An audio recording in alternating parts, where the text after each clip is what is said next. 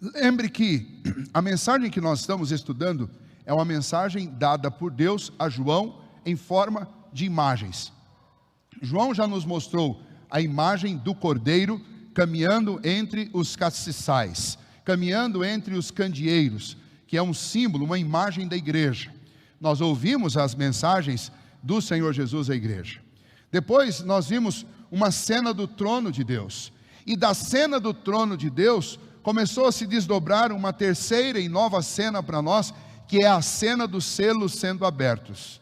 E quando o último selo foi aberto, o sétimo selo, iniciou-se uma nova cena, que é a cena destas trombetas sendo tocadas. E agora nós veremos precisamente o toque da sexta trombeta anunciado aí para nós por João, nessa segunda parte do capítulo 9. O importante é que eu entenda que eu não estou numa sucessão de eventos cronológicos em cada uma dessas imagens. Mas essas imagens são imagens que se sobrepõem e mostram o mesmo período. Que período é esse? É o período compreendido entre a primeira vinda de Cristo e a segunda vinda de Cristo. Mostra o tempo em que nós estamos vivendo. Este tempo em toda a Bíblia ele é descrito como os últimos dias. Não é porque nós estamos aqui no século 21 que nós estamos nos últimos dias. João e os apóstolos no final do primeiro século, eles já estavam vivendo os últimos dias, porque todo esse período entre a primeira vinda de Cristo e o dia do juízo é conhecido como os últimos dias. Nesse período existe tribulação, nesse período existe perseguição, nesse período existe grande perseguição. Sim, essas características são todas de um mesmo tempo, que é esse tempo que nós estamos vivendo. E quando João, ele começa a descrever para nós essas visões que Deus lhe dá, ele está tendo a oportunidade, Deus está revelando para eles nuances diferentes desse período que nós estamos vivendo. Se num primeiro momento nós vimos como Cristo cuida da sua igreja nesse tempo, disciplinando, corrigindo, dando oportunidade de arrependimento, preservando a sua igreja, nós tivemos a oportunidade de ver isso através daquelas cartas. Se num momento nós vimos isso, num outro momento nós vimos o próprio trono de Deus governando e controlando todas as coisas, para que aquela igreja e o próprio João soubesse que a história não tem pontas soltas, a história não é algo que acontece ao acaso, a história não está submetida a uma força do destino impessoal, muito pelo contrário, a história inteira ela está sobre as mãos de Deus, e Deus governa cada uma das circunstâncias, cada um dos acontecimentos de forma meticulosa, cada detalhe de tudo o que acontece está debaixo do governo de Deus. Nós vimos também através destas imagens que João está nos trazendo, que a igreja do Senhor, passando por essas aflições todas próprias desse tempo, ela é perseguida porque este mundo se rebela contra Deus, Deus disciplina esse mundo, e esse mundo ele desemboca a sua raiva, a sua ira, a sua rebelião contra Deus, atacando a própria igreja do Senhor Jesus, a igreja de Cristo. E aonde estiver qualquer expressão do cristianismo em todo esse período dos últimos dias, haverá sempre o risco de sofrer as retaliações do mundo. E nós estamos assistindo isso semanalmente na televisão, porque infelizmente estes acontecimentos eles estão presentes em todas as nações, e com o advento da comunicação e da acessibilidade que nós temos e a condição que todos nós temos de produzir notícias, de produzir documentos a respeito do que está acontecendo, quase que em tempo real, é impossível esconder aquilo que muitos líderes tentaram durante muitos séculos abafar o que se faz contra a igreja de Cristo nesse mundo. E hoje em dia isso é basicamente impossível. As notícias vazam, e as notícias elas acabam tomando e figurando nas páginas dos jornais, nas páginas dos sites de notícia e na própria televisão e nessas mídias de massa. E um exemplo nós tivemos essa semana, onde mais uma vez um atentado dentro de uma igreja aconteceu, e a vida de 21 pessoas foi atingida, foi atribulada, e alguns até vieram a óbito, inclusive uma brasileira, por causa de um ataque contra a fé cristã. E aí não importa em qual denominação cristã isso tenha acontecido, é um ataque contra o cristianismo. E nós vimos então, naquela cena, especialmente dos selos, que à medida em que Deus disciplina o mundo com guerras, com fome, com instabilidade e com todas essas manifestações parciais da ira de Deus contra os homens, à medida que Deus faz isso, os homens também, na sua fúria e na sua ira, se levantam contra Deus e tentam atingir a sua igreja e o seu povo. Por conta disso, o povo de Deus ora, clama, pede ao Senhor, suplica ao Senhor que o Senhor vingue o nome de Cristo Jesus, que tem sido vilipendiado pelos homens. Clama diante do trono de Deus para que Deus dê o justo pagamento àqueles que têm se levantado contra o próprio Deus e por consequência têm atingido a própria igreja. E nós vimos no capítulo 7 que estas orações, elas chegam diante do trono de Deus. E mediante estas orações e esses clamores, o trono de Deus responde a tudo isso, manifestando mais justiça ainda e mais juízo sobre a terra. E é nesse âmbito, inclusive, que surge então esta imagem das trombetas. O que são as trombetas? Eu citei isso para vocês há 2 semanas atrás. As trombetas são as manifestações do juízo de Deus sobre os ímpios. E lembra, nós já vimos isso lá nos selos, mas agora nós estamos vendo isso de uma forma ainda mais abrangente, porque agora nós estamos vendo uma resposta específica dada do trono de Deus em relação aos ímpios por causa daquilo que eles têm feito contra Deus e contra o seu povo. Não é uma rebelião e não é simplesmente uma impenitência geral dos homens por não reconhecerem que Deus existe, mas é um justo juízo de Deus por causa daquilo que os homens fazem diretamente, propositalmente contra Deus e contra o seu povo. E Deus manifesta esse juízo. Nós vimos as 4 primeiras trombetas, tirando a estabilidade das coisas que foram criadas. Então Deus abala a criação, Deus tira a estabilidade que o homem tem na obra da criação, fazendo com que a própria criação se torne algo instável e traga através dela mesmo dores e grandes sofrimentos para os homens. E aí nós temos desde terremotos, maremotos, fome, seca, mudanças climáticas, até aquilo que essas trombetas anunciam, que num determinado momento, nesses últimos dias, de tal maneira, ao soar dessa trombeta, essas coisas serão desestabilizadas, que tudo perderá o sentido normal que nós temos. É colapso da criação, colapso daquilo que Deus fez e que estava harmonioso, mas por causa do pecado dos homens, da impiedade dos homens, Deus colocará em desordem a própria criação que Ele fez e colocou funcionando de forma perfeita. Isso está por vir, e é isso que essas trombetas nos anunciam. Mas essas 4 primeiras trombetas ainda não trazem problemas para o homem.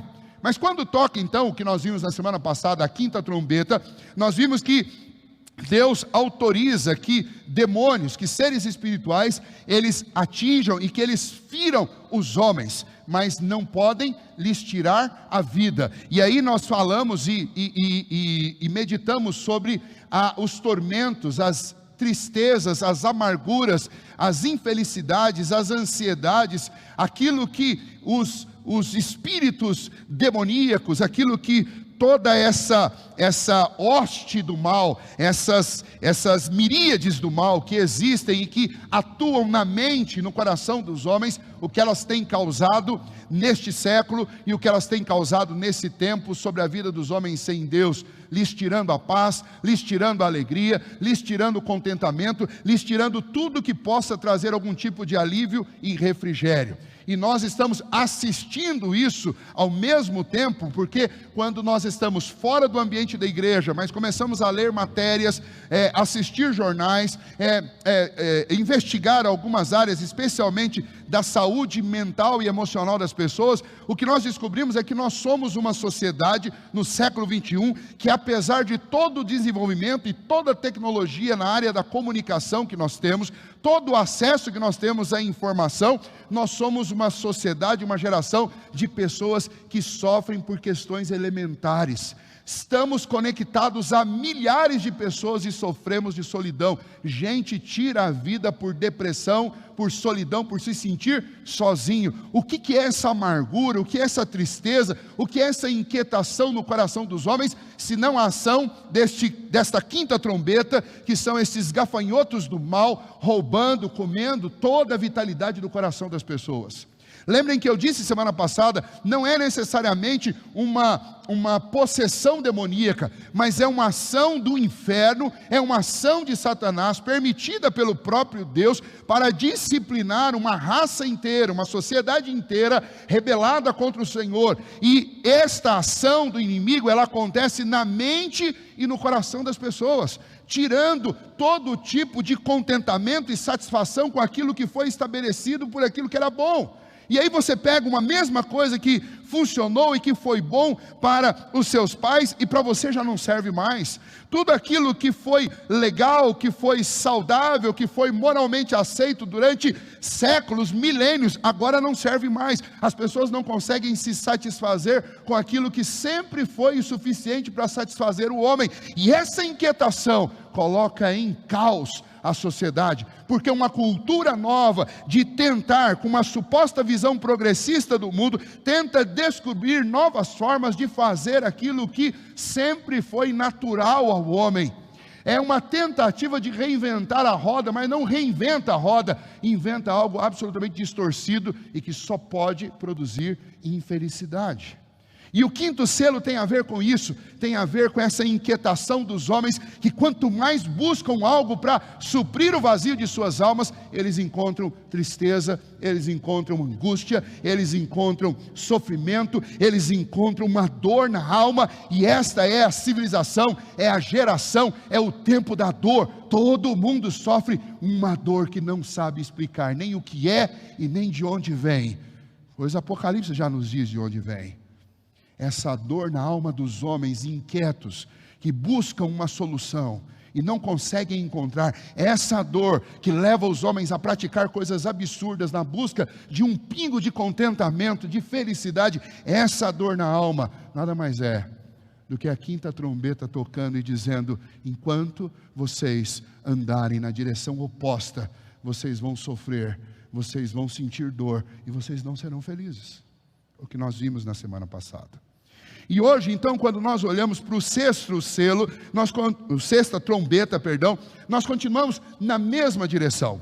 E o ponto para nós é muito semelhante aos pontos que nós tivemos na semana passada. Inicialmente, quando nós olhamos os versos 13, 14 e 15, nós vamos ver que quando a cena é montada para o toque da sexta trombeta, tudo começa da mesma maneira como o da quinta.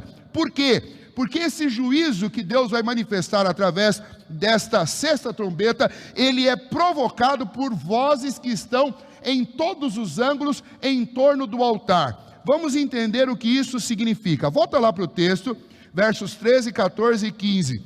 O sexto anjo trocou a trombeta e ouviu uma voz que procedia da onde? Dos 4 ângulos do altar de ouro que se encontra na presença de Deus. O altar sempre foi, e nós já vimos isso no capítulo anterior, no capítulo 9, lá no início, nós já vimos que o altar é o lugar das orações, é onde as orações do Senhor são depositadas, e esse altar leva as nossas orações ao trono do Todo-Poderoso Deus. O que ele está dizendo é o seguinte, é que o sexto anjo, ele toca a trombeta provocado por algo. O que provoca esse toque da sexta trombeta?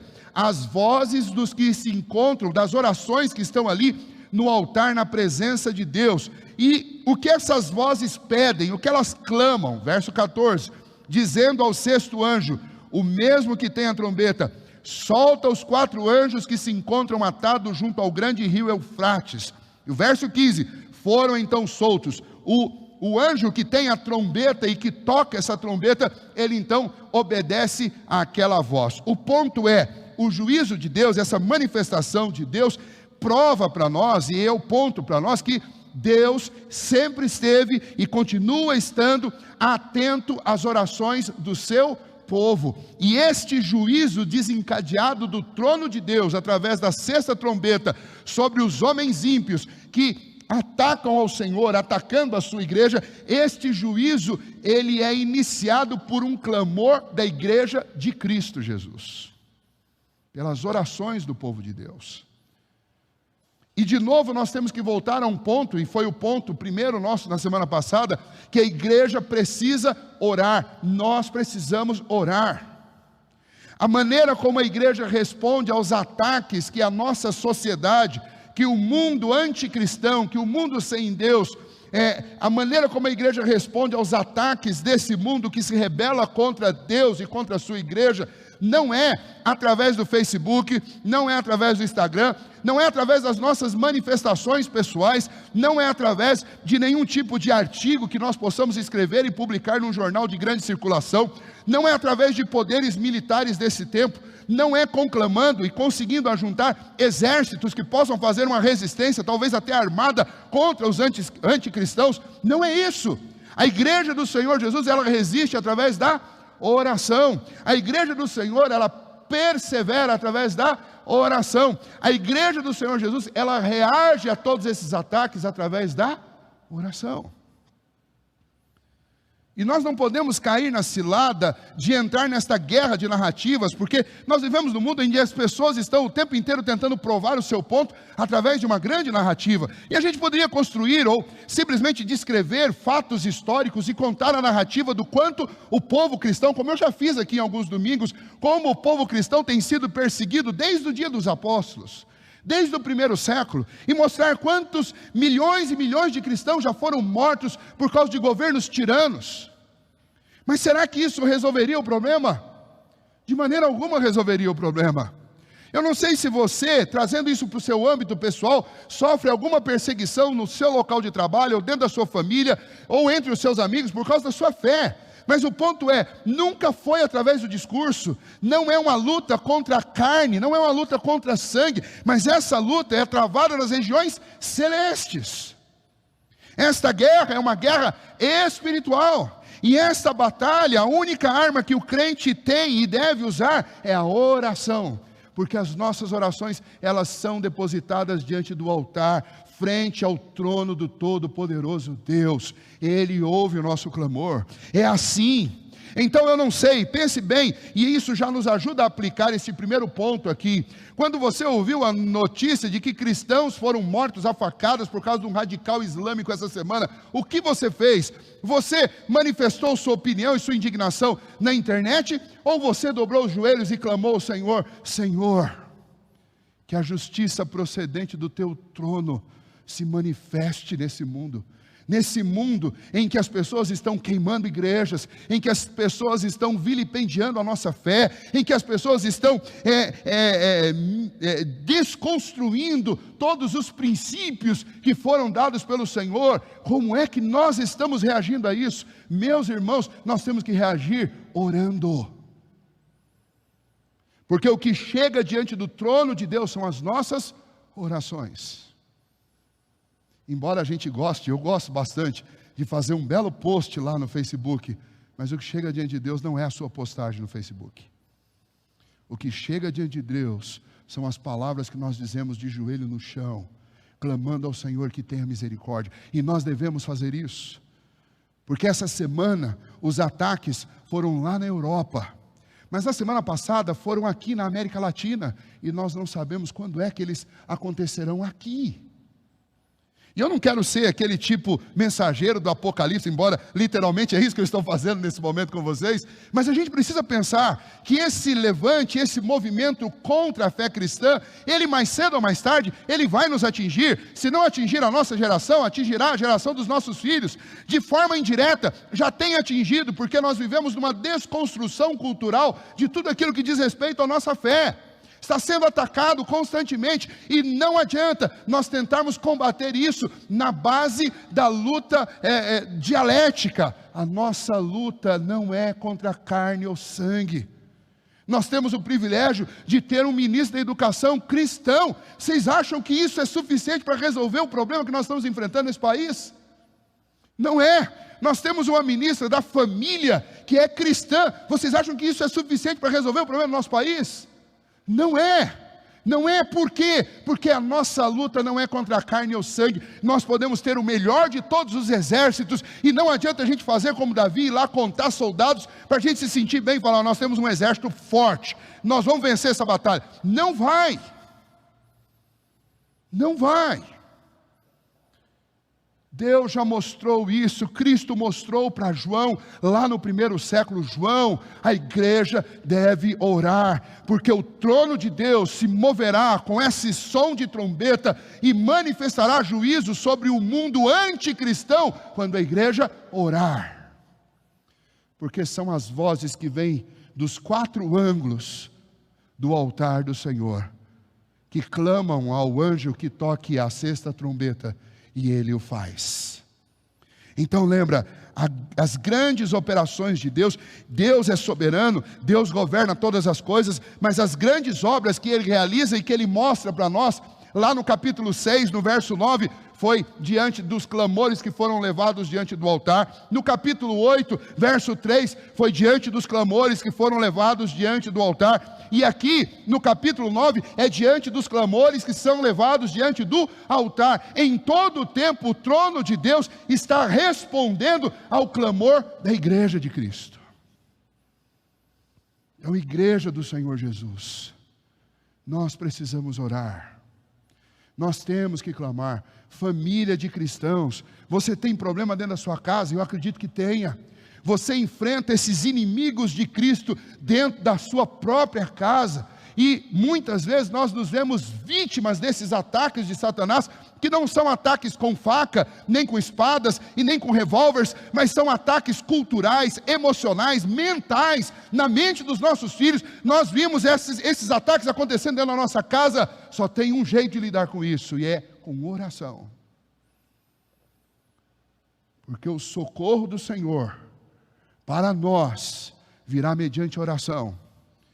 E o juízo de Deus sobre aqueles que destroem a nossa família e destroem a si mesmos, o socorro e a justiça virá do trono de Deus. Nós temos que orar. Nós temos que orar. Algumas semanas atrás, entre uma e outra dessas mensagens, alguém disse: pastor, eu tenho quase certeza que essas coisas tudo vão acontecer na nossa geração. Eu falei: eu não tenho certeza de nada, porque o tempo só o Senhor sabe. Embora nós temos indícios de coisas terríveis, mas por outro lado tem indícios aqui e tem declarações sobre outras coisas que nós não vimos nem nada parecido até agora. Por exemplo, essa desestruturação, esse colapso do cosmos, nós não vimos nada semelhante a isso ainda.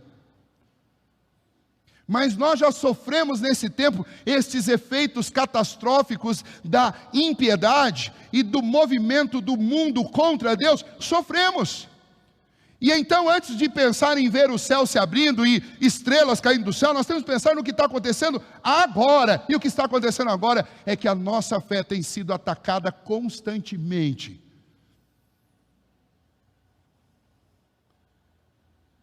Nós dormimos no ponto durante muito tempo. Dormimos no ponto é uma maneira simbólica de dizer que nós dormimos foi na sala mesmo. Dormimos na sala assistindo novelas em que o herói era o amante. Dormimos na sala sem perceber que o protagonista era aquele que tinha uma opção sexual, que na realidade nunca foi opção, mas absolutamente desobediente à palavra de Deus e contrária à palavra de Deus. Dormimos na sala quando a mente dos nossos filhos foi formatada, a mente deste século, e a gente não viu isso acontecer debaixo do nosso nariz. Pastor, está tudo perdido? Não, não está, porque você pode dobrar os seus joelhos, nós podemos orar, e o Deus de toda glória, o Deus todo-poderoso ouve as nossas orações. E ao ouvir as nossas orações, Ele ordena que o anjo toque a trombeta e que Deus manifeste juízo para que haja um respiro, para que haja um alívio, para que haja um momento de refrigério para o povo de Deus, até que chegue aquele dia em que o Senhor há de colocar todos os inimigos debaixo do estrado dos seus pés. E esse é o primeiro ponto para nós. São os clamores do povo de Deus que fazem com que essa sexta trombeta seja soada. Em segundo lugar, esse juízo de Deus, ele é executado por seres espirituais. Assim como no quinto selo, agora novamente isso acontece. E veja, o ponto aqui para nós surge aí no verso 15, quando ele fala a respeito destes 4 anjos, seres espirituais, que se acham preparados para a hora, o dia, o mês, o ano, para que matassem a terça parte dos homens. E aí é interessante, no final do verso 14, diz que eles estavam atados ou amarrados junto ao grande rio Eufrates. Vamos tentar entender isso. Primeiro, se esses anjos estão amarrados, se estes seres espirituais estão amarrados, de alguma maneira presos, significa que são anjos caídos, não são os anjos santos que foram preservados em santidade. Portanto, nós estamos falando de seres espirituais do mal. Por que essa imagem do rio Eufrates? Essa imagem do rio Eufrates, ela é extraída do Antigo Testamento. Por quê? Porque a terra prometida, ela tinha como limite oriental o rio Eufrates. E então, quem que estava além do rio Eufrates? A Síria, a Babilônia. Então, sempre que eles pensavam em alguma coisa má, sempre que o povo de Deus se via ameaçado por algum perigo, o perigo estava vindo da onde? Se ele estivesse vindo do norte, ele via exatamente de além do rio Eufrates. Então, você vai encontrar isso, por exemplo, em Isaías capítulo 5, 26 a 30, Jeremias 6, versos 22 a 26, Ezequiel capítulo 38, e existem muitas citações que fazem essa referência. A referência é o quê? Sempre que o povo de Deus imaginava o mal vem do norte. E de onde, especialmente? O mal vem do norte, da além do rio Eufrates. Quando o Senhor disciplinava Israel, o Senhor inclusive mandava dizer para os profetas a seguinte expressão: eu inundarei a terra com as águas do Eufrates. Significa o quê? Eu vou disciplinar vocês com os assírios. Eu vou usar os babilônios para disciplinar vocês. Então, essa imagem que João está tendo acesso aqui, ele está pegando lá do Antigo Testamento para dizer o seguinte: o Senhor tem um mal contido para desencadear, para soltar sobre esta terra. E este mal contido, ele está onde? E aí é óbvio que é uma imagem figurada. Ele está ali no limite do rio Eufrates. O que ele está querendo dizer basicamente é o seguinte: o Senhor, em algum lugar do universo que nós não sabemos onde o Senhor manteve em prisão Satanás, os demônios e todos esses demônios caídos, um grande contingente deles. E o Senhor tem detido isso, entre outras coisas, para que o evangelho avance, entre outras coisas, para preservação de um habitat aqui suportável, tolerável para o povo de Deus, para que a gente consiga viver nesse tempo e cumprir essa nossa missão e as nossas etapas. Mas vai chegar num momento em que, por causa da impiedade dos homens e o clamor da igreja, o Senhor libera todas estas hostes do mal, para que elas atinjam agora a vida dos homens. Aquilo que as 4 primeiras trombetas não fizeram, os 4 cavaleiros do Apocalipse não fizeram, aquilo que a quinta trombeta não fez, que foi tocar na vida dos homens, agora é autorizado pelo Senhor. E a autorização é que eles saiam e eles tirem a vida de 30% dos habitantes da terra. Ou melhor dizendo, 33%, 1/3 de todos os moradores da terra. Você acha assim, isso é muito estranho? Como que pode ter algo assim na Bíblia? Tem, e está aqui, profetizado pelo Senhor para nós. Profecia dada por Cristo Jesus. Significa, Deus enviará um juízo parcial nestes últimos tempos, em que Ele vai ceifar a vida de 1/3 dos moradores da terra. Se fossem números absolutos hoje, que temos 7,5 bilhões de habitantes, seria algo em torno de 2,5 bilhões de pessoas. Esses anjos são agentes da justiça divina. Por quê? Porque mesmo sendo anjos caídos, eles são subservientes a Deus. Eles querem matar, roubar e destruir, e Deus então os autoriza a fazer isso por um determinado tempo.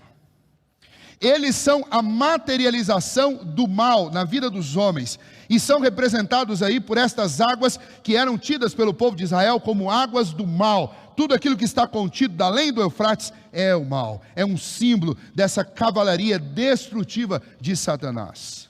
Mas é importante que eu pense e tenha sobre esse assunto o seguinte entendimento: esse juízo de Deus ainda não é o juízo final e ainda não é o juízo total, é um juízo parcial. Ou seja, Deus vai atingir o centro, o coração dessa raça rebelada contra Ele. E aí você pode imaginar como é que Deus fará isso. Pode ser através de pragas, como nós já vimos. Pode ser através de guerras mesmos, como nós já vimos. Pode ser através de catástrofes naturais, como nós já vimos. Mas o ponto é que Deus autoriza que uma grande mortandade aconteça nestes últimos dias.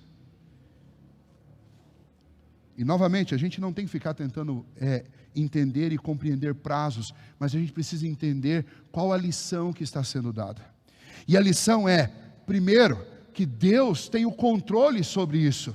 Deus tem o controle sobre o juízo. Deus tem o controle sobre a vida e a morte dos homens. E os homens ainda não entenderam isso. Mas Deus está no trono. Estes anjos, ainda que sejam rebelados e caídos, eles obedecem. Deus governa o tempo. Se você observar, o texto diz que eles vão ser liberados por um tempo. Tem um dia, um mês e uma hora para eles fazerem o que eles têm que fazer. Não é uma história solta, é uma história escrita, é uma história determinada, é uma história com pontos finais, vírgulas, com pontos de exclamação, com pausas e com um parágrafo fechado. Tudo está absolutamente escrito, demarcado num tempo certo.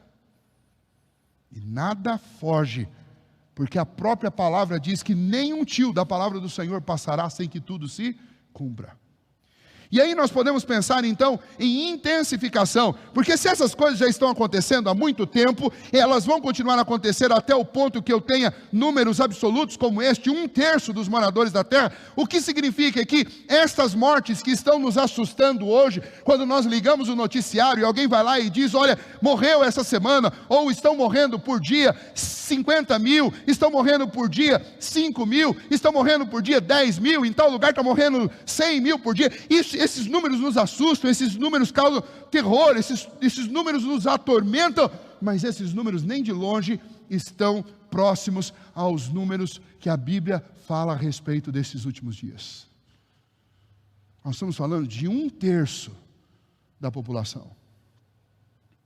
E aí a gente pode pensar o seguinte, mas se Deus vai fazer isso, então é óbvio que quando o Senhor fizer isso, os homens vão se arrepender.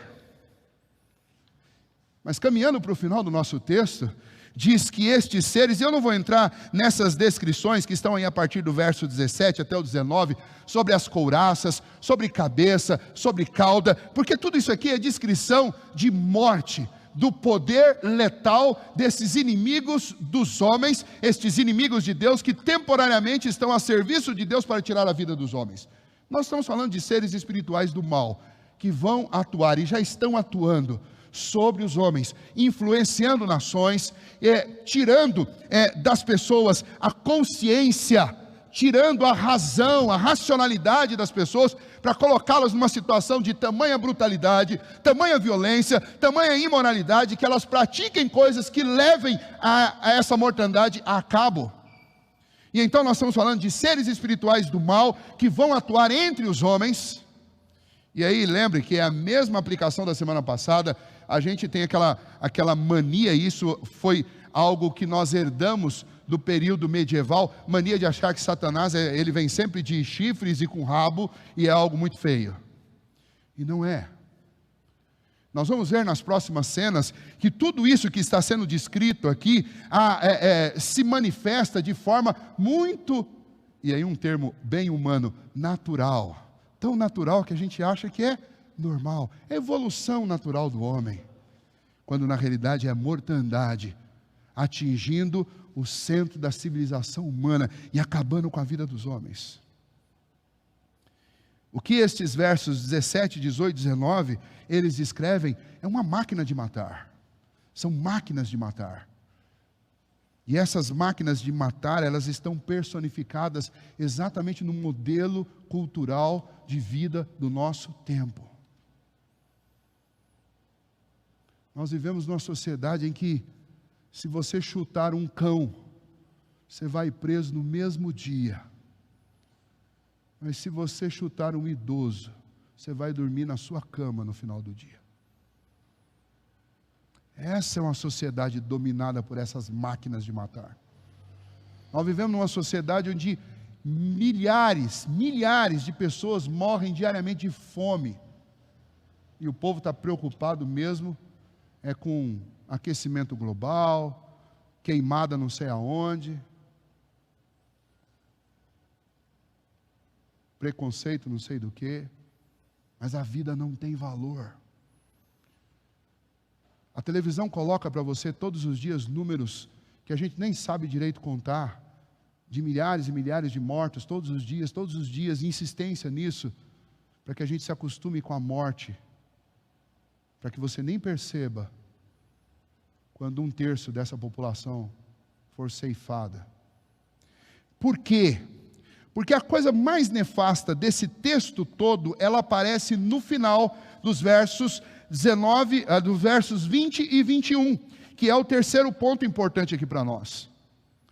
Apesar de toda esta mortandade e desse juízo parcial de Deus, que ceifa a vida dos homens, dos ímpios, dos homens maus, deixa eu fazer apenas uma correção aqui. Quando esse juízo de Deus vem sobre o mundo ímpio, não significa que cristãos não sofram com isso. Por quê? Veja, como é que você disciplina uma massa sem atingir universalmente a todos? O juízo de Deus é em atendimento ao clamor do seu povo sobre o mundo caído por causa da impiedade dos homens, mas nós estamos dentro desse mundo. Se o mundo entra em colapso, nós também sofremos com isso, mas sofremos de forma diferente, porque o nosso coração é tranquilizado. Por isso que João diz: bem-aventurados os que leem e ouvem as palavras desse livro, porque a gente vê o sofrimento e sabe por que ele está acontecendo, e sabe qual é o alvo e o objetivo dele.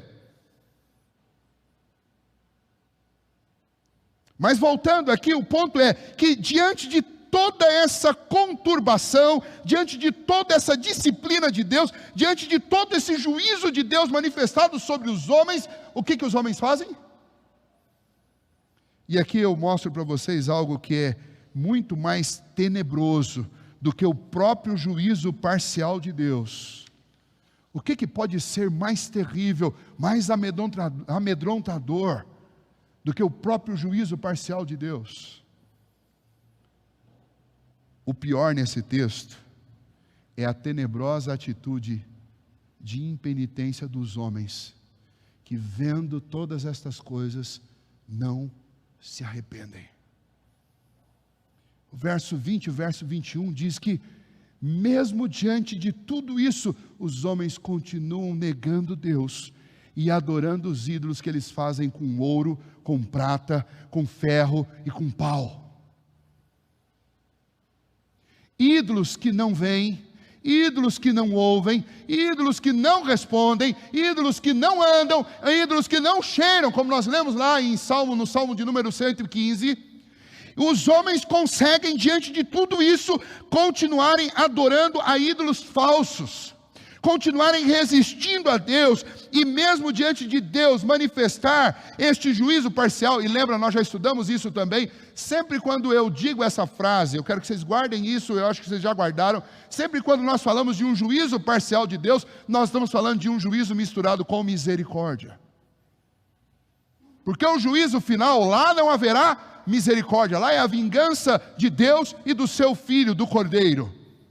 Mas aqui, enquanto Deus permite Covides e outros, enquanto Deus permite guerras, enquanto catástrofes acontecem, Deus está manifestando parcialmente o seu juízo sobre os homens, dando oportunidade àqueles que não tiveram suas vidas ceifadas, de refletir sobre suas vidas, de temer a Deus e de se dobrar diante do seu Filho, o Cordeiro. Mas o que acontece nesse texto é que João vê que os homens, mesmo diante de toda essa manifestação do poder de Deus, colocando em colapso as coisas naturais, trazendo mortandade, trazendo tristeza, tirando a vida de 1/3 de toda a população mundial, os homens fazem o quê? Ao invés de se voltarem para Deus, eles se voltam para os seus ídolos. Obstinadamente, tenebrosamente, eles permanecem impenitentes. E isso é demasiadamente terrível, porque na ausência de arrependimento só resta um ato, que é o ato que nós vamos ver na 7ª trombeta, que é o ato do juízo final de Deus sobre os homens. E aí não há mais escapatória, porque nesse juízo não há mais misericórdia misturado com justiça, juízo parcial. Agora é apenas juízo, é condenação. E é nesse ponto então que a nossa visão aqui ela se encerra, pelo menos por hoje. Os ímpios desperdiçando sua última oportunidade, a oportunidade que Deus lhes deu. Eles preferem adorar a demônios, eles preferem ir contra as leis de Deus, quebrar as leis de Deus. E aí eu chamo vocês novamente para aplicar isso ao nosso tempo. O que os homens têm feito hoje? Os homens adoram espíritos enganadores, adoram demônios. Através de músicas, através das artes, através do cinema. Uma das ferramentas mais extraordinárias para difundir religiões pagãs, idolatria, é o cinema. São as mídias populares. O homem adora a si mesmo. Nunca houve um tempo como o nosso em que o narcisismo estivesse tão em alta. Os homens adoram a si mesmos. É Romanos 1, literalmente. O homem deixando de adorar o Criador, ele passa a adorar a criatura. E a primeira imagem que ele adora é a imagem de si mesmo. Tanto é que na hora de fazer um ídolo para si, ele faz um ídolo semelhante com ele próprio. Houve um tempo que eram feitos ídolos com imagem de animais, mas os ídolos do nosso tempo, eles se parecem com homens, e eles são homens. E a sociedade supostamente evoluída adora pessoas.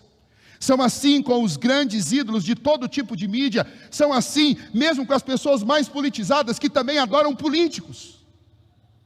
Veneram políticos, idolatram políticos, sejam eles de qualquer linha. Eu não estou defendendo aqui nem direita nem esquerda, porque isso não tem a menor importância diante do trono da glória. Não importa quem você adora, se você não adorar a Deus, você é um idólatra. Esse é o ponto. E nesses últimos tempos, apesar de todas as manifestações e os sinais da ira de Deus sobre essa terra, os homens adoram demônios, adoram espíritos deste século, adoram imagens, adoram ídolos de si mesmos. Os homens quebram a lei de Deus. Sim, quebram a lei de Deus. E aí vou citar de novo, desde o líder da maior religião mundial, que quebra, literalmente quebra a lei de Deus. Líderes evangélicos que quebram a lei de Deus também. Como um pastor famoso essa semana que diz que a Bíblia tem coisa que precisa ser atualizada. Porque a Bíblia, por exemplo, condena o homossexualismo. Não pode, porque onde já se viu fazer um negócio desse? Tem que atualizar para poder tirar algumas coisas inconvenientes da Bíblia. Os homens quebram a lei de Deus. Deixando de adorar o Criador, querem adorar a criatura. E para adorar a criatura, eles têm que fazer a Bíblia a sua própria imagem e semelhança, não segundo a vontade de Deus. Então tem que rasgar, tem que quebrar.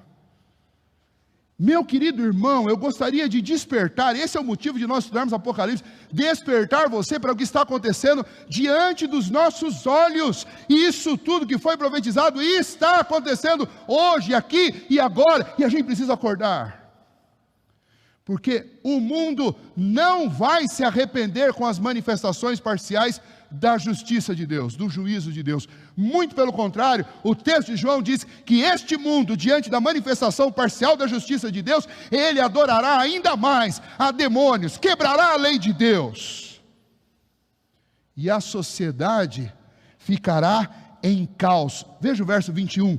Nem ainda se arrependeram dos seus assassínios, nem das suas feitiçarias, nem da sua prostituição, nem dos seus furtos. Ou seja, é uma sociedade em desordem. Feitiçaria, assassinato, prostituição e furtos. É uma sociedade em caos. E eu pergunto para você, qual o atributo que você daria para a nossa sociedade atualmente? É uma sociedade brutalmente em caos. É o caos total. Em toda parte do mundo, não tem lugar que as coisas não estejam problemáticas. Não existe um lugar para falar, olha, existe um lugar ali que é muito bom. Estava fazendo um trabalho algumas semanas atrás, tinha que falar um pouquinho sobre a vida de um filósofo, e esse filósofo, embora não cristão, ele dizia que na história recente do seu país, falando da Suíça, ele falou que o pai dele teve o privilégio de conhecer uma república perfeita, fazendo referência a Genebra nos dias de Calvino.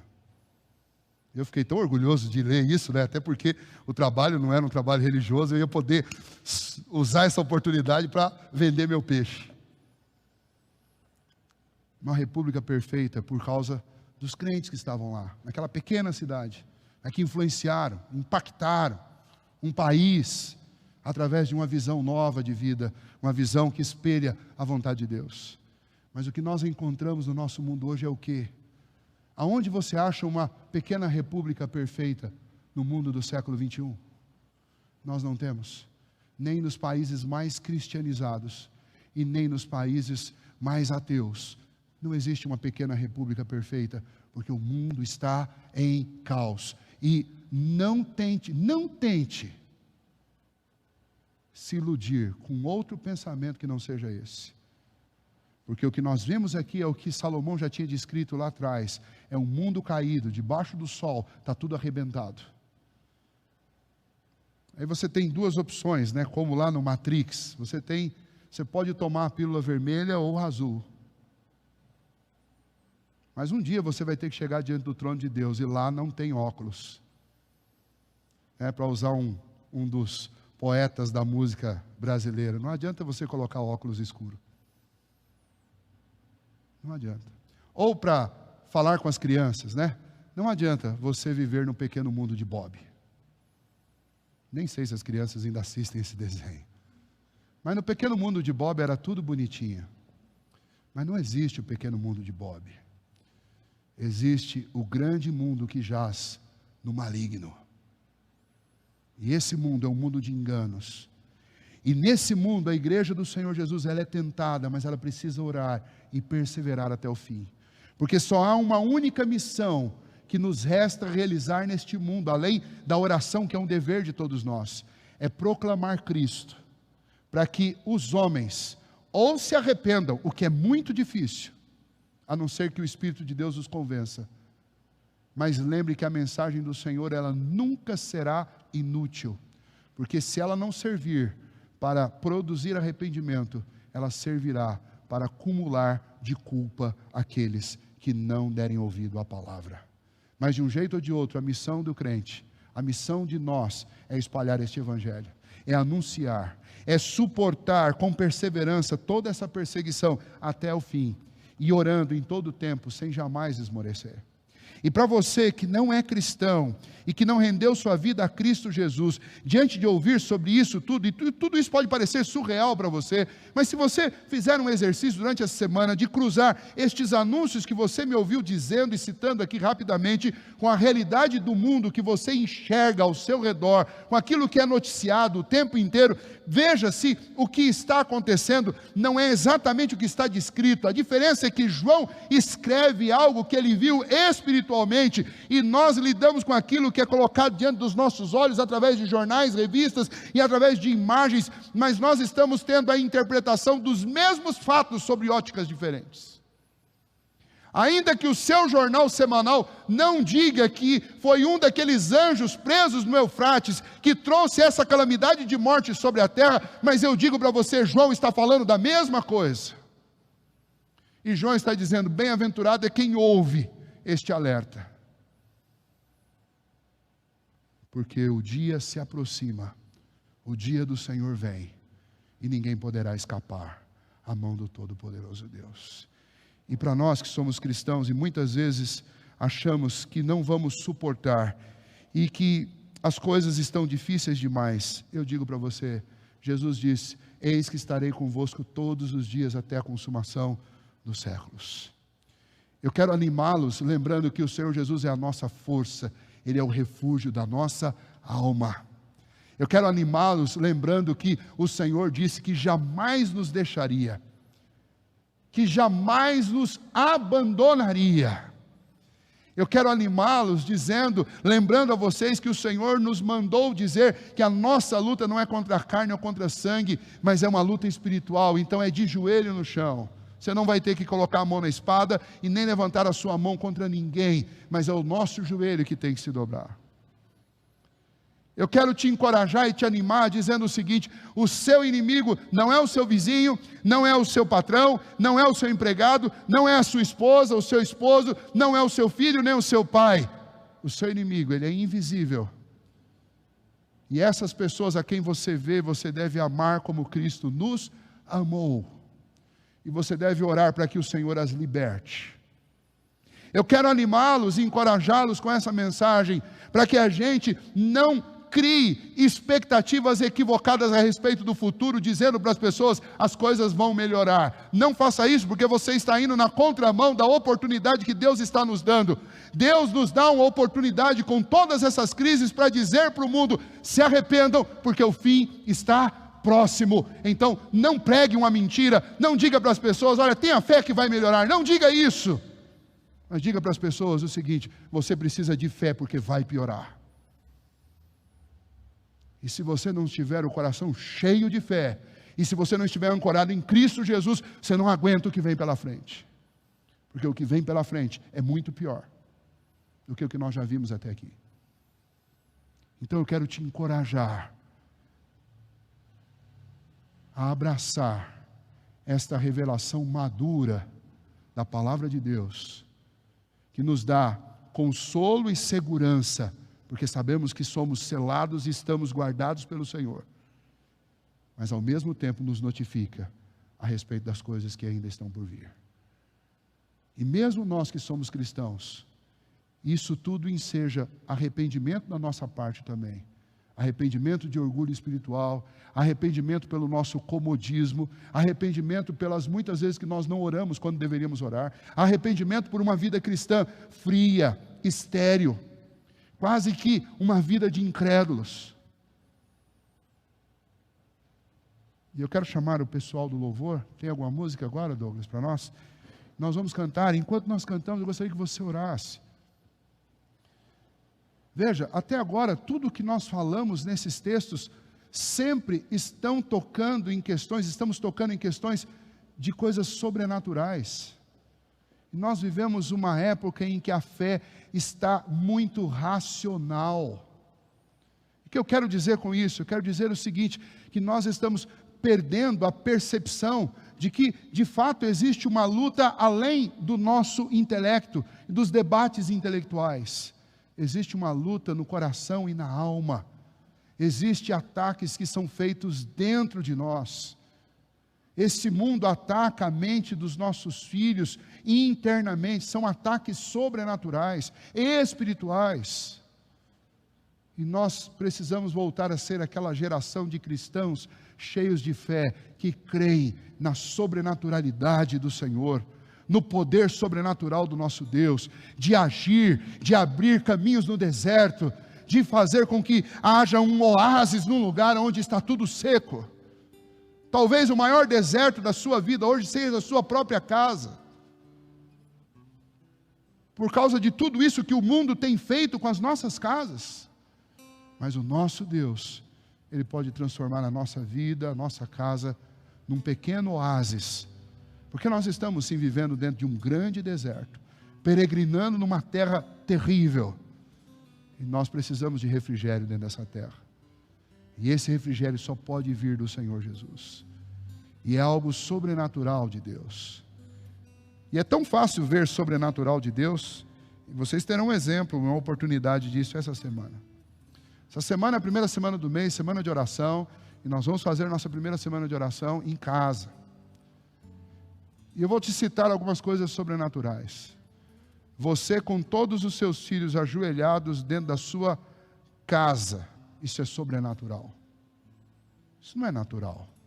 Isso não é coisa produzida por homem. Você sozinho orando dentro da sua casa, sem conseguir reunir ninguém, contra tudo e contra todos, isso é sobrenatural. Isso não é humano. Isso é humanamente impossível.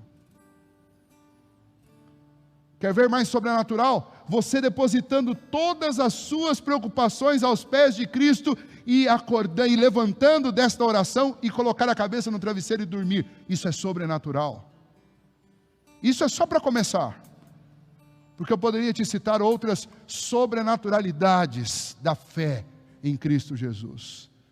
Mas eu creio que nós podemos pedir agora ao Senhor que nos dê condição de, no meio desse mundo, onde a sexta trombeta toca e traz tamanha punição sobre os homens, você pode desfrutar de um manancial no meio do deserto, na sua casa, com a presença de Deus, com a sua família. Vamos ficar em pé e nós vamos orar e pedir ao Senhor que tenha misericórdia de nós. O juízo é terrível sobre esta terra, mas o nosso Deus nos sustentará, em nome de Jesus.